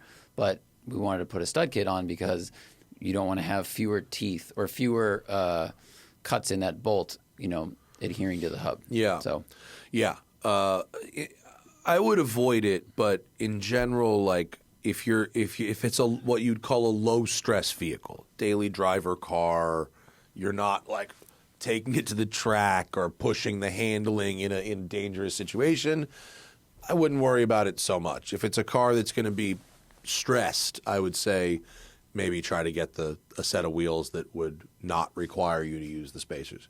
I'm not an engineer, but that's just sort of what I've seen really smart people do. because Hannah asked. That's a good name. After these road and track events, could there be a way, even if it's paying for it, to get the full drive route? I don't think road and track, well, either road and track would absolutely love to publish the drive route, or they would be very mad if we publish the drive route. I'll ask somebody if we can or should publish the drive routes. I'm not sure. Just like, I'll give you the drive route if you send me an email or a DM like on Instagram or something. Like, I'll give you the drive route. I have it, and I'm happy to.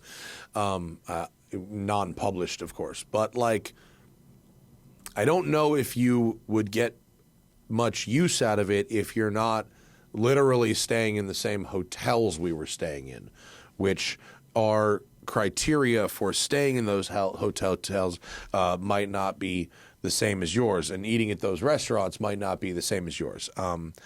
There's good curvy roads, and a lot of the roads that we drive that are like the feature roads on those events have nicknames like Twisted Sisters and things like that. But I'm happy to share if you have a specific need. I can just email you a Google Maps link.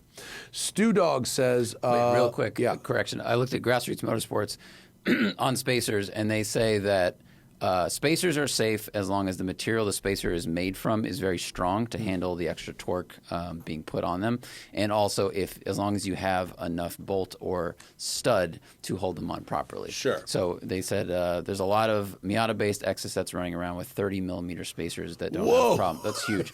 So like my spacers are 12 mil. Yeah. In the back, and the fronts are like 5 or something like that. 30's thick. Well, they're trying to widen that stance to win those races. Yeah, So that's very yeah. big. That might be too aggressive, but basically what I'm seeing online real quick is like the material needs to be good. That's also a and very they need to be light held car, on an well. Exocet. That's true. It's 1,500 pounds. That's true. Yeah. So Okay. Yeah. All right. Good. Grassroots Motorsports is a trusted source on that. Certainly more than me. Stu Dog wants any more info on the final Canyon model. The final Canyon model is going to be the Tahitian Black Mother of Pearl. I was wearing it on the last show, actually, the prototype. It may come sooner than the green one. We're only doing 50. Of course, patrons will have first crack. They're individually numbered. And every dial looks a little bit different because it is natural black pearl. It's really fucking cool, actually. I'm super, super stoked on it. It's Related a little more question. expensive. Someone asked, not because of the tariffs. Will tariffs affect it at all? They haven't said anything to me about that. I feel like if they were going to, then they'd probably have told me. I'm not sure if.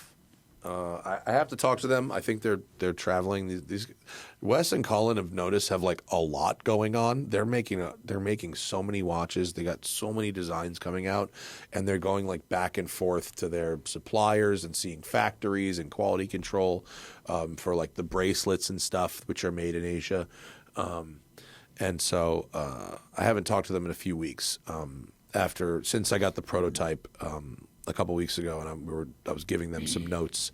We're just trying to finalize the color of the chapter ring, which is in all the other canyons, including the green, which is the last one. We're doing 100 of those.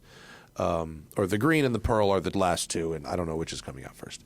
The chapter ring is the same color as the dial. Of course, in the pearl, that doesn't work. And we can't make a chapter ring out of mother of pearl. So the prototype has a black chapter ring, which actually I think is like pretty dope.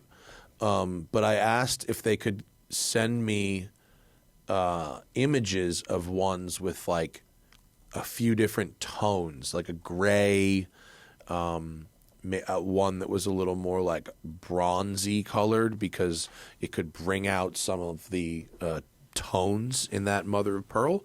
So once we finalize that chapter ring color, we're good to go. But man, I'm super stoked on the prototype. It looks fucking sick. But as always, if you're a patron, you will not miss a thing. We'll announce when the sale will go on, and then we'll give the link so you won't miss anything. I promise. I don't know. I can't imagine the tariffs are making those guys' life any easier, but as far as I know, there won't be. I hope. As far as I know, there won't be additional costs passed on to the consumer at this time. Okay. Jackie Childs is tired of getting flat tires in his 2020 Taycan Turbo. I understand. Winters in Boston. Yikes. You can't get smaller rims because it's got huge brakes. Looking to replace it with a CPO Cayenne hybrid. There's a 2024 Hybrid S or a 2022 Turbo Hybrid, both in the budget. What would you do? Any key options either way? I would get the newer Hybrid S. Yeah, that's enough. The 2024 Hybrid S is enough power. Yeah. You're going to get the newest gen, the newer gen battery, so you're going to have like 45 miles of range instead of like 35 miles of EV range. I also wonder they should look at the different if there's a difference in brake rotor size between the S and Turbo. Because if the Turbo has larger brakes, you might end up in the same position with low-profile tires, large wheels, etc. And then get some efficient off-roady tires to stop popping your tires. I just don't. My dad realized when going from a gas Cayenne Turbo to a Cayenne hybrid, and with the 6-cylinder hybrid, not even a Hybrid S, he realized how little he was using the horsepower of the Turbo anyway. And that actually the power of the S was like more than, or the power of the base hybrid was more than enough for him. And he barely even uses gas. So I would say go for the 2024 Hybrid S. I think it's got plenty of power. Is the 2024 S is a V8, right? I think it is. I think the base hybrid is a 6, the Hybrid S is a V8, and then the Turbo. The Hybrid S is what I'm getting for Pebble. Very excited. Let's see. The Cayenne S E-Hybrid is a 6-cylinder. Oh, it is? Yeah, 3-liter turbo. Oh. Yep. Is there a base hybrid also? Or is it all S hybrid? No. The base is also a V6 turbo. Oh, okay. Just with less power? Yeah. And then... That's okay. I would still say get the S. I mean, the base model... so the base model has 463 horsepower. The S has 512. Oh. The turbo goes back to 4-liter V8 Yeah. with combined 729 horsepower. Dude, get the S. I mean, the S that's so much power. Like, like what... I would rather have a car with... If we're talking about hybrid technology, I'd much rather have a car that was 2 years newer and had only 500 combined horsepower instead of 700. I mean, come on. What? Yeah. There is literally nobody that could justify the need for those 200 horsepower to me in a fucking Cayenne. And I drive sports cars for a living. What if they runway race all the time? Yeah. My face to your foot style. Explain that username. My face to your foot style. Is that like kung fu style? Is that like what's your martial arts style? It's my face to your foot? Maybe. Or they've just got a whole bunch of like shoes with their own face on them. Or they're into feet. Is this Jim Norton? Oh, Quentin Tarantino. I don't know. You might be listening. I don't know. To we're gonna need a follow up on that username. I think. Long time listener, a first time caller. Bought my first car, first sporty car. 2016 Mini Cooper S manual. Looking to do some autocross and track days. Outside of wheels and tires, should I focus on brakes or suspension chassis first? This is my daily, but want to know where to start the slow, continuous bloodletting of my bank account.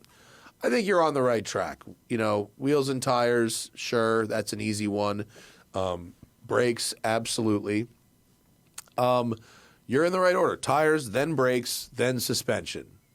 You might be able, I don't know enough about this specific car, but you might be able to get away with upgraded pads and fluid, but not buying calipers and rotors. And then you could take that money and go with suspension. It just depends on like which system is lagging behind the others as you upgrade. Yeah, I them. mean, a Mini is a pretty lightweight car, right? Sure. So it should have enough brakes. If you upgrade the heating capacity of those brakes with just pads and fluid, that should get you through the first couple years Especially, with that car. autocross isn't a high-speed thing. Like Yeah. you're doing a lot of braking, but it's Yeah. not a lot of long, sustained braking. I think you'd probably get more value from sway bars and suspension because there's so much body motion and the momentum is being thrown left and right so quickly. Yeah, and if you're going to just do the wheels and tires and the brake pads and fluid, go to a couple events Yeah. and find other people with Minis and ask what works for them. Yeah. That's a good place to start. I'm sure there's like real specific things for that car Probably. that help that car. I don't know what they are, but Wheel Mini is a spacers. great place to start, though. The yacht formerly known as Tits, A+ level username there. In the modern day, is a Miata still the answer to the cheap, fun car question? It seems like most people that say that don't actually own one. Valid. Valid criticism, but like, well, I think the people who own them also think that. I mean, I know a bunch of people who own Miatas and really like them. I see people at yes. Good Vibes in modded Miatas all the time, NDs and shit. I We're think when about it's- to, speaking of which, you know who emailed me yesterday? It was very nice to hear from him. Keith Tanner of Oh, Flying Miata sure. has a carb-legal turbo kit for the NC and asked if we wanted to have it for a couple of weeks. 1,000 I said, times. sure, yes. yeah. Oh my God. Yeah, I said Absolutely. we would. That would be cool. I wanted to stop by there on our cross country road trip, but I was like, we don't have time. But Well, it's coming to us, I think. hell yeah. But yeah, dude. I mean, the Miatas are great. I mean, I don't. What is the argument that they aren't? I think the key point is fun, and anyone who's driven one or owns one, they are the most fun. But a lot of people don't buy them because they have a lot of compromises. You have to be okay with no back seat, very little space. The trunks are tiny. I mean, they're not an easy car to live with unless your lifestyle is very specific. Yeah. But are they the answer to the cheap fun car, not Yeah. the cheap fun practical or cheap practical car? Yes. Yeah. If you wanted like a fucking zero headaches weekend car, that's it. Yep. I mean, you buy one, you drive it for 30 years. Just leave it alone. Just don't mess with it too much, and you know, and it will not stop being fun. Right. I think a lot of people who drive it go, yeah, that's the best dollars, but maybe their budget is above. If it's got to be qualified where if your budget is $150,000, you're probably not going to buy a Miata. Sure. And like, okay, yeah, that makes sense because there's better versions of that experience that cost a lot more. But I do agree with the statement, and like I wouldn't buy one because I'm a little too big for it, like just enough where it's like I wouldn't commit to this for years. But I've loved racing them; they're fun as shit. Oh, I think I told you about Book this. recommendation. Oh, okay, cool. By Colin Woodard. Is that the Colin Woodard that we know? That can't be right. The Colin we know the car writer who's like young. Let me see. That's got to be a different person. There's no- Probably because this was published when Colin Woodard was. yeah, 2011. 15, Yeah, that's I not. think. Yeah, Colin wrote for us. Yeah, on the different website guy. in 09, right? yeah. Yeah. And he still writes Oh, about cars, but okay. he's like not old enough to have written that type of book. Right. Maybe it's his dad. Wonder if he's junior. I don't know. Okay. I'll check it out. Thank you for the recommendation. Uber driver, do you think... Oh, here we go. It says, do you think the 987.2 Cayman base is the 6-speed budget solution? What is an entry-level enthusiast car for $30K or less with a 6-speed manual? That's funny. Yeah. I wonder if there's a question we just talked about that could relate to this at all. That's so funny. The problem with a base Cayman is it's a lovely car, but the costs to maintain it are very high. That is a Porsche, and a lot of things are not accessible without, taking off under tray or taking the engine out. So, you can get into one cheap, but just be ready for maintenance to be a little more than you're ready for. Bad Gardner says, do I do any racing anymore? I haven't done any racing in a while, not for any real reason. The team I was racing with sort of disbanded, and I didn't have anyone else who asked me to race with them. Until recently, our friend Sergio asked me to go racing with him, and Johnny also. So the showdown that you've been waiting for, the M3 at COTA in November, endurance racing, and we won't just have a one lap is Johnny faster than Matt. We will have entire sessions of racing to analyze where Johnny may or may not be faster than me. We'll see. We will. I just ran 60 laps of COTA in a McLaren. I feel like I was fast. I probably wasn't, but I feel like I was fast. Get you on the sim. We'll have to do a little more sim. Do some CXC stuff. I'm not sure. Well, you know where it goes now. I know where the track goes, so I'm not really sure how much I would get out of the sim. But listen, considering my dignity against Johnny Lieberman is on the line, couldn't fucking hurt. Right. And I could do some. I could also call Kevin. I could get some like coaching. Called Ross Bentley. I could call Ross Bentley. I could call Ross Bentley, couldn't I? I have to get Ross Bentley. Where does Ross live? Canada. Shit. He does a lot of online coaching with sim stuff. Yeah. Okay. All so, right. Yeah. I would go to CXC and he could dial in. Is that what would happen? They could probably set that up. Yeah. I don't have my own sim. Where do I go? What else probably would I do? that. Yeah. Because I think he needs to see the telemetry, which you don't get from our sim here. But yeah, maybe we do not have a sim. Yeah. We have an Xbox with a chair. That's not. So yeah, I bet if you went to CXC, they could do that. Or Misha Mansour's house. Misha's house. Yeah. Yeah, I would just go to Misha's house. Yeah, that would be easier because he has cats. I mean, that's true. Yeah, they don't have cats at CXC. That's true. Yeah, they would sell more sims. I'm racing Lemons with Glucker at the end of May. What? I'm racing the Ranchero. Yeah, at Thunder Hill, they're doing a full 24-hour. Oh, really? Yes, like overnight. How optimistic? You think the car will last 24, huh? They've been running it for enough seasons. Okay. But it is racing. Have you driven it? No. Is it supposed to be good? Is it like fast? It's defined fast in Lemons. Yeah, that's true. If it works the whole time and feels halfway responsive, then it's a good time. Like, when is the race? May 31, the weekend. Ooh, damn! I'd love to go. I'm going to Italy. Can I take this? Yes. Okay. Yeah, you do go to Italy the day after the race. Damn, I'd love to do an endurance race at Thunder Hill. That'd be fun as fuck. It'd be very fun. I would like to do more racing. If anyone out there has an endurance racing team on the West Coast with a fun car and is looking for some company that is known for not crashing cars, I'd love to come out and do a stint. That would be fun. And yeah, November at COTA is going to be a fucking good time. That's going to be excellent. I'll be taking bets. We'll see if fucking dude. Maybe we get Tommy Buns to come out. Maybe if he's around. You think fucking Segura? Oh, I was thinking Tommy Kendall. No. Oh well, yeah. If we want to win, if we want to fucking Segura. That'd be cool. Yeah. I mean, he drives a lot. Yeah. So he probably knows what's up. He would have a go. I forgot to look when I was at Petrol Lounge if the E46 was still there. It's somewhere. What a good car. If it is, I'd give him like $5,000 for it, and he'd probably take it. I'd be so upset if that's all you had to spend to get a six-figure race car. Yeah, but like, what a fucking move that would be. It wasn't six figures. It wasn't? No, it's $48,000. Oh, I thought, okay. I mean, it's not cheap, but yeah. But I thought it was 100 because it was like championship winning. No, it's a very nicely prepped car, but even the nicest spec E46 is only so much. That's true. Yeah. Unless Max Verstappen fucking dropped a deuce in the seat, it's not. It's just another BMW. I might have to go with you in November just to watch. Oh, we should go. Yeah. Yeah, it should be a good time. Yeah.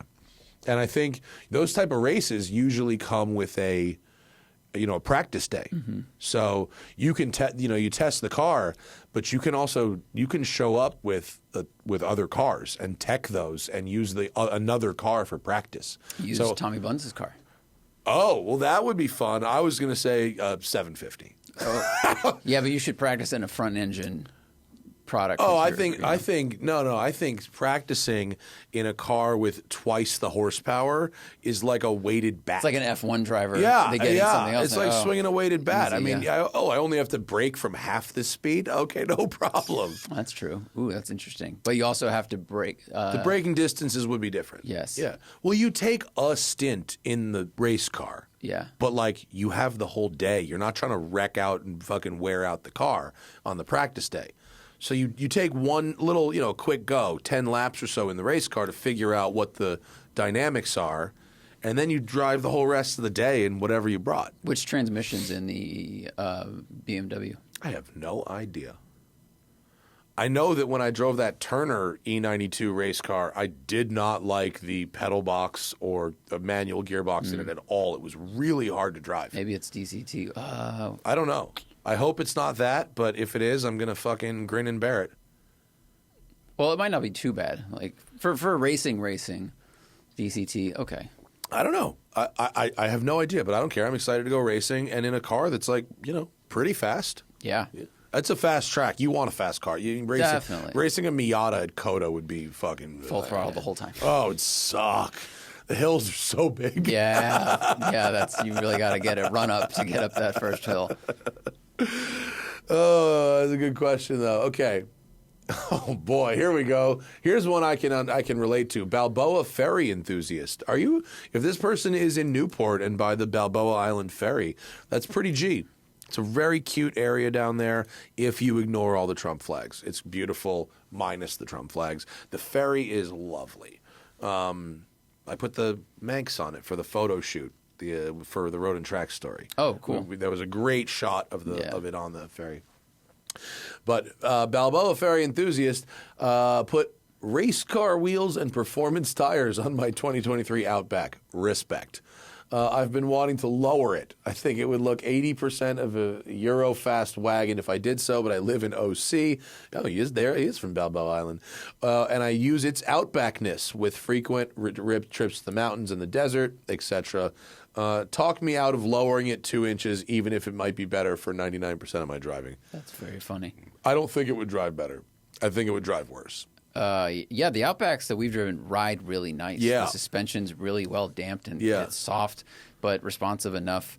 And then when we took it out to Rower Flats on the dirt road stuff, like it ate it up. So, I mean, granted, you don't do a lot of that, but you live here. The highways are bad here. Yeah. So you should keep that compliance. Yeah, and lowering it, I mean, I guess it'll look cooler, but to me, that's not a... No offense. Like, that's not a great-looking long roof. It doesn't have, like, a smooth shape. There's all this cladding and stuff. Yeah. So I'm not going to look at that and go, oh, look at this drop Eurowagon. It's going to look like an Outback that had broken air springs or something like that. Right. It's... I wouldn't do it. It's not... But I like where your head is at. I can see your thought process. I don't think it will drive well. Yeah. Okay, last one? No. Oh, okay. High Subsidy. Subsidy. I love it. That's a good one. Looking to change up my cars. I'm driving a Grand Cherokee and a mini 06 R53 Mini JCW. Yes, that's fucking great. If that JCW is worth anything, if it's a nice one, like hang on to it. I think those are going to be very collectible. Contemplating a 996.2 Carrera. Is a well-maintained 996 reliable enough to be a daily driver? I think for the most part, it's reliable enough to be a most of the time daily driver, I think. Mm-hmm. I mean, it will need things, and so you can't, if you're going to get fired if it's in the shop, I would maybe not, but like... Look, Jay Ryan has put how many 997, but yes, right. But that is pretty much his only car. Yeah. They bought a Mini the very last year, but they drove it a lot for everything. But it did need something every year or two. And would I need a Carrera F4S, or would I be fine in the winter with a rear drive car and winter tires? In Michigan, which is flat, rear drive winter tires would be glorious. So fun. Glorious. You only need all-wheel drive if you have snow and steep hills, which you do not have in Michigan. Yeah, no, I mean, look, you could do it. Absolutely, you could do it. Buy a great one, eat a major service and once over bill once. Get your snow tires sort situation for the winter, and yeah, I mean, they're by the standard of all cars ever made, they're like really well made cars. You can drive them a lot. All right, last two, and then my bladder is going to end this program. And we'll keep all questions for the next show. Donnie's cellmate says marry, fuck, kill. On project cars from your history of driving modified cars, what's a car you wanted to own, a car you would want another go in, and one you wouldn't go anywhere near ever again? That's a good one. That's a great question. Well, I offered to buy that motorcycle-powered Honda N600, sure, which is one of the craziest, most delightful things I've ever driven, and that offer stands. The Hennessy Venom GT, he doesn't get enough credit for that thing being as awesome as it is. That was just a real ridiculous thing. I feel like the Drift Hummer is something you wouldn't need to you drive again, but not need to go near. Maybe like that. No, could take I thought the Drift Hummer was really fun. Yeah. I would love that one. If I had another go in a Venom GT, I don't think I would. It would be fun, but like I would drive it around on the road or like whatever. Like if you gave me the Drift Hummer and a skid pad, I'd have a great fucking day. That thing was excellent. Mid-engine, front mid, right. Rear like drive, GT. 1,000 pounds of torque, pretty low center of gravity relative to its width and height. But would you rather have a fling in that or the Venom GT? Oh, man, I don't know. I might have had more fun in the Drift Hummer than I had in the Venom GT, honestly. Venom GT is so fast, but it's also, like, expensive, so you have to, like, take good care of it. A drift car, any drift car is True. Yeah. But another go-in, dude, like one of those cars in New Zealand, like either like that awesome Skyline, that R34, or that fucking Trueno that I got to drift in the wet. That was great. Oh God, that was a great all day. day in that. Other than the little crash, all day in that again. Yeah, that was epic. Nathan Reynolds, in honor of the Bentley best orange shades in automotive history. Really liked the burnt orange trend of the early 2000s. Other good oranges. The C6 that was a good orange. I think Lamborghini still has the best orange. Like whatever, there's a Huracan Aranciata. Yeah, it's got flake in it. It looks like an expensive orange. Yeah, started with the good. Diablo 6-liter. Yeah. Was that orange? Yeah, all the way through. Yeah, that's a fabulous color. The Nissan 350Z orange gold. If you remember that, like sort of copper. Yeah, copper. it's a good orange. The lady, her name is Brenda. She is in charge of styling at Myers Manx now. She was in charge of Nissan exterior colors. She was responsible for that gold. And that my Cobra kit car that we had, our Super Performance Cobra, was that gold. Oh, okay. If you This NB Miata orange is bad. That's not great, especially with those wheels. But search Google Images NYMC Cobra. And there are images of it. Yeah, there it is. Jason Thorgelson photo. So that was this car that me and Larry had. Yeah. And there's the license plate just below it. Make you poo. I can't believe you guys got that approved. Yep. and it was That's a good orange. super performance car. Yeah. So that's the Nissan color, but with better applied by like a custom shop, right? And so also, this car has curve, which you get this Yeah. nice shadow, whereas the Nissan 350Z is a fairly slab-sided car. Yeah. So it had a 353 cubic inch ex-Bill Elliott NASCAR engine in it. Sure. And a 4-speed Jericho. And you can see the fuel cell right below there. And there was our club logo right next to the license plate, which I made and sort of looked like a devil, which was made of taking 2 Ferrari paddle shifter spare parts, the outline, and putting them together. Okay. Yeah. It also looks like a motorcycle shift pedal. Yeah, kind of. A little bit. Yeah. So that was a death trap, that car. But it was a great orange That's color. a good orange. Go back to the other photo that showed it like from the like the pretty angle. I mean, this thing was a goddamn death trap, but for like 6 drives, it was like really fun. VOD cars. Yeah.